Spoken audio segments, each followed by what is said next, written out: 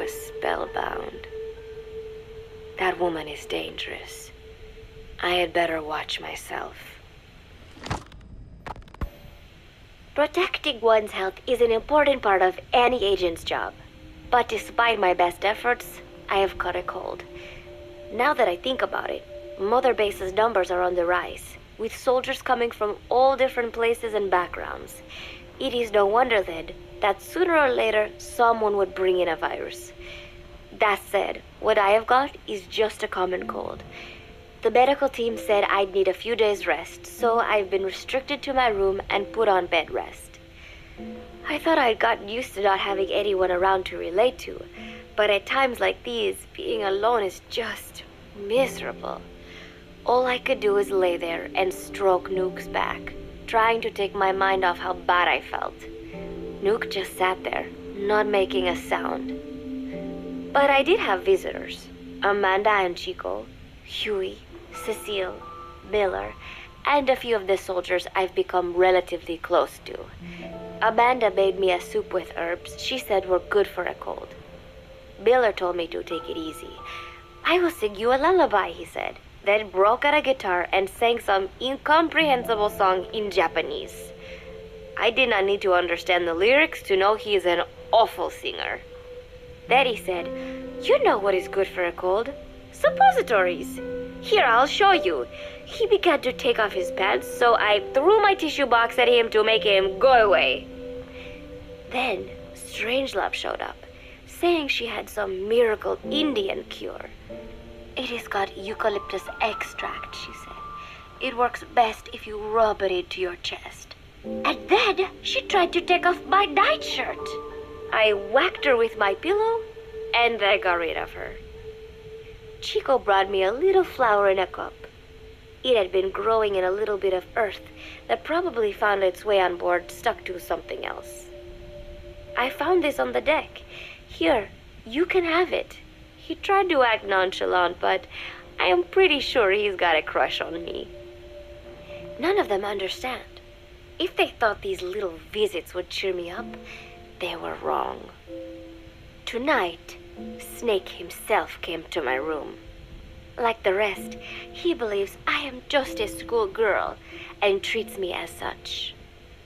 "Why did you abandon your country?" I asked him. "Why create the MSF?" Of course, I knew the answers already, but I wanted to hear it from him. As I had imagined, he was not exactly forthcoming. All he would say is that his country abandoned him because all he could do was fight, and that is why he needed the MSF, because that is all he is any good for. Then he said, "Fighting is the only thing I understand, but that does not mean I have got a grudge against those who believe in peace. I am not one of them, and I do not believe in peace. Conflict is in man's nature. We fight our enemies in order to survive." Maybe we are not so different after all, he and I. But that is exactly why I'm going to have to kill him, or else he will have to kill me. When I stop and think about this wretched existence, being killed by a man like that suddenly does not seem like such a bad thing. Every month, Mother Base throws a party for all the soldiers whose birthdays fall in that month. There is something strange about a military organization having parties.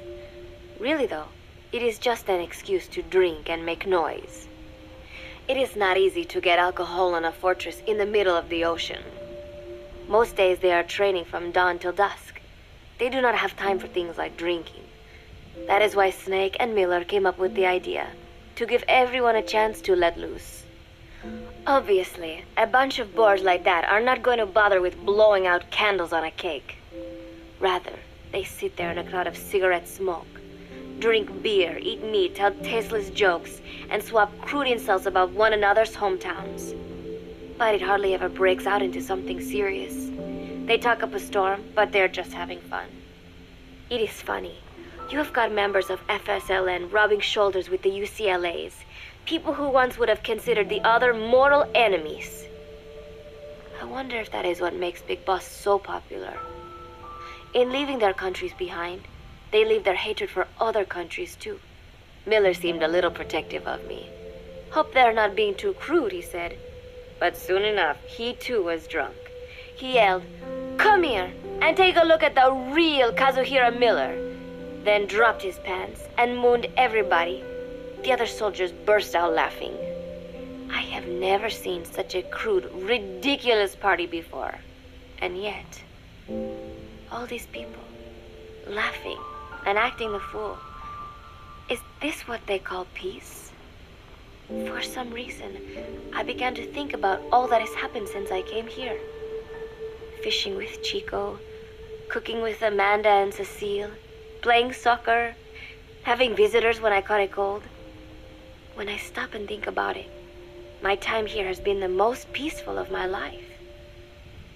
But that is about to end. I cannot imagine he will be willing to negotiate. It seems I am to fight the legendary Big Boss. I do not know if I'll be able to beat him. But if I have to choose between death and defying Cypher, I will gladly choose death. The thought of dying does not scare me. But if I disobey my orders, the fear and despair awaiting me will be far worse than anything I can imagine. It was Cypher who took me in as an orphan, gave me food and a place to live. His orders may have been unreasonable, but I will never repay my debt entirely. It seems I have no choice. I must fight this man. I must fight Snake. Juno Miller, Snake's right-hand man, apparently has got at least one serious weakness. He is an insatiable womanizer. He does not bother me, most likely because he considers teenagers off-limits. But he has hit on every single one of the few female soldiers here at Mother Base. They ought to be telling him where to stick it, but end up falling for it so easily. I think some of it stems from the fact that he is actually not that bad looking. Anyway, today, that nasty habit got him in trouble. He and Snake got into one of their rare fights, and I was there to see it. They burst out of the showers, completely naked, trading punches. I am no child. The sight of a naked man does not make me blush, but this was something else. "Maybe this'll teach you," Snake yelled as he slammed his fists into Miller's chest. I heard later that apparently he had been two-timing someone, and that same someone had gone to Snake with her troubles.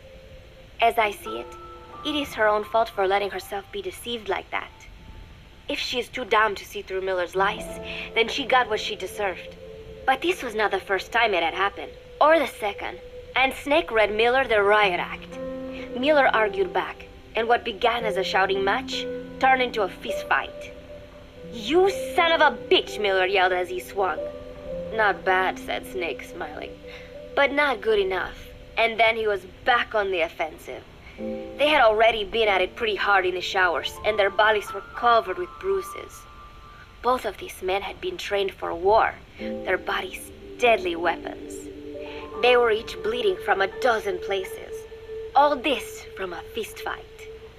Even so, it was far less gruesome than if they had given it their all. It was obvious that one of them would be dead were they fighting for real. Miller took another swing, yelling, "Try this then!" Snake parried, then responded in kind, but I could tell he was not aiming for anything vital. "You are one tough bastard, boss," Miller muttered. A smile crept across his face as he caught his breath. And then they went right on fighting. Blood and sweat flew off their glistening bodies. It was combat without hatred or hostile intent. I had never seen violence like this before. And yet, it was more than just a friendly tussle. They were utilizing every technique they knew. It was not a sporting match. They were not playing by the rules.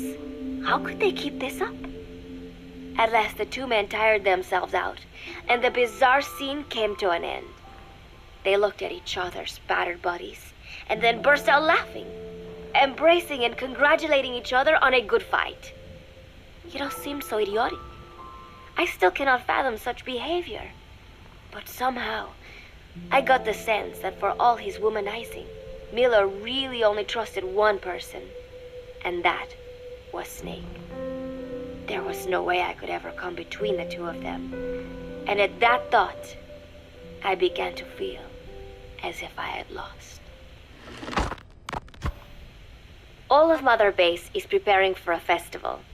Since Snake and his soldiers spend so much time fighting, they are setting aside one day a year for peace and relaxation. I do not know all the details, but apparently that is what Snake and Miller decided. These soldiers love the idea, of course. There is so little fun to be had here that everybody looks forward to events like these.